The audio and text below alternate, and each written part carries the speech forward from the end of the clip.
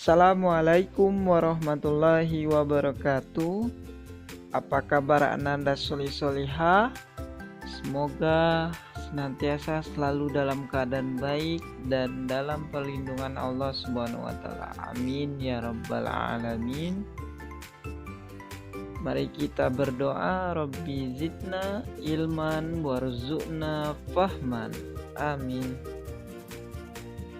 Ananda Solih-Solihah, menurut Ananda, apa saja yang dilakukan pendongeng saat ia bekerja? Hari ini Pak Lam akan mendongeng tentang seorang pengrajin kayu.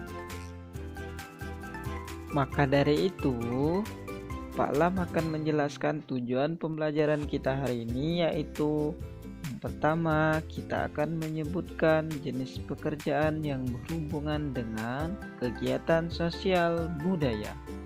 Dan kita akan mengidentifikasi dari dampak pemanfaatan sumber daya alam yang merusak lingkungan. Sekarang mari kita mendongeng. Pak Karna adalah tetangga Made. Pak Karna bekerja sebagai pengrajin kayu. Ia bisa membuat lemari kayu, meja, dan kursi. Pak Karna tidak bekerja sendirian loh. Ia dibantu oleh pengrajin kayu lainnya dengan bagian pekerjaan yang masing-masing, mulai dari memotong, membuat, merancang, memperhalus kayu setelah dibentuk dan dicat sebagai perabot kayu yang sudah jadi. Setelah kerajinan itu jadi, biasanya ada pembeli yang membeli langsung ke tempat Pak Karna. Namun, karena lebih sering mengantar ke beberapa toko mebel, ia menggunakan jasa sewa mobil untuk mengangkut barang. Produk apa saja yang dihasilkan oleh Pak Karna? Iya, Pak Karna menghasilkan lemari kayu, meja, dan kursi kayu. Termasuk jenis pekerjaan apakah yang dikerjakan oleh Pak Karna? Pak Karna merupakan seorang pengrajin kayu yang menghasilkan sebuah barang. Silakan Ananda perhatikan gambar berikut ini.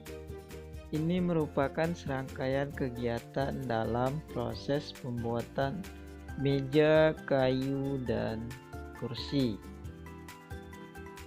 Berikut proses pengolahan kayu sehingga menjadi suatu kerajinan kayu. Pohon yang ada di hutan kemudian ditebang dan diangkut oleh jasa pengangkut, diukir oleh seorang pengrajin kayu, maka menghasilkan sebuah produk kursi, meja, dan setelah itu diserahkan kepada toko mebel. Itulah serangkaian dalam proses pengolahan kayu sehingga menjadi sebuah barang jasa yang sangat bermanfaat. Adapun jenis pekerjaan yang ada dalam kegiatan tersebut, yaitu yang pertama, ada yang disebut seorang penjaga hutan yang tugasnya merawat dan menjaga kelestarian hutan. Ada seorang penebang pohon yang merupakan pengambil jasa memotong pohon. Ada seorang jasa pengangkut kayu yang membawa kayu ke pengrajin. Ada seorang pengrajin kayu yang menghasilkan barang berupa kerajinan kayu, dan seorang toko mebel yang menjual barang-barang dari kerajinan kayu. Pak Karna memiliki usaha yang cukup besar. Namun, karena banyaknya pesanan dari konsumen, ia memerlukan banyak kayu. Hutan Kalimantan merupakan salah satu hutan yang paling sering diambil kayunya. Dahulu, hutan Kalimantan sangat lebat dan merupakan paru-paru dunia. Namun kini, pohon-pohon di hutan Kalimantan sekarang semakin berkurang jumlahnya akibat sering terjadinya kebakaran hutan. Mari kita perhatikan gambar berikut ini. Dari tahun ke tahun, pohon di Kalimantan terus mengurang akibat pembakaran hutan.